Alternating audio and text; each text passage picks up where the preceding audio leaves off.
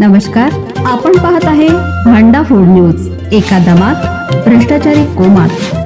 Social media, कर्जबाजारी, गुन्हेगारी, सट्टेबाजी, चोरी, मटका, जुगार, दारू, सावकारशाही, न्यायाच्या प्रतीक्षेत प्रशासन. भांडा फूड न्यूज. एका दमात भ्रष्टाचारी कोमात. पुण्यात ट्रेकिंगसाठी गेलेल्या 50 विद्यार्थ्यांचा जीव धोक्यात. स्थानिकांमुळे मोठा अनर्थ टळला. पुण्याच्या राजगड तालुक्यातील मडेघाट परिसरात ट्रेकिंगसाठी गेलेल्या विद्यार्थ्यांवर मधमाशांनी हल्ला केल्याची धक्कादायक घटना समोर आली आहे.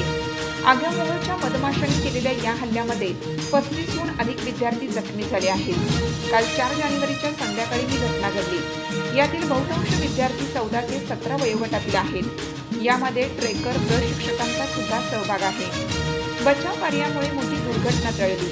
स्थानिक नागरिकांनी दिलेल्या माहितीनुसार मडेघाट परिसरात पुण्यातील साहसी ट्रेकिंग करणाऱ्या एका क्लासच्या माध्यमातून आयोजित ट्रेकमध्ये सुमारे 50हून अधिक विद्यार्थी घेऊन प्रशिक्षक आणि मार्गदर्शक शिक्षक यांनी मडेघाट ते उपांडा अशा ट्रेकचं आयोजन केलं होतं. मडेघाट उतरल्यानंतर मध्यभागी गेल्यावर गर्द झाडीमध्ये झाडावर असलेल्या आग्या मोहोळच्या माशा उठल्याने विद्यार्थ्यांवर मधमाशांनी हल्ला केला.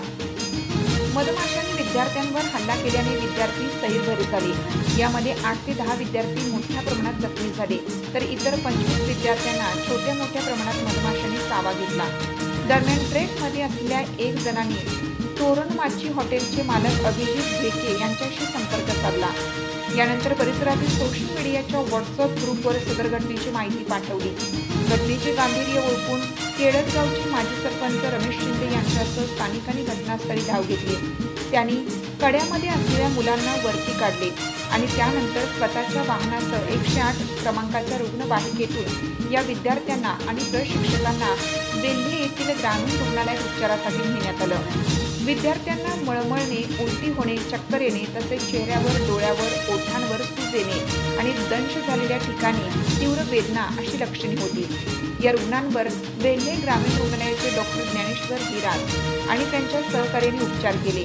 यानंतर अधिक जखमी झालेल्या 2 विद्यार्थ्यांना पुणे येथील खासगी रुग्णालयात उपचारासाठी पाठवण्यात आलं. इतर रुग्णांची प्रकृती स्थिर असल्याची माहिती तालुका वैद्यकीय अधिकारी डॉक्टर अंबादास देवकर यांनी दिली.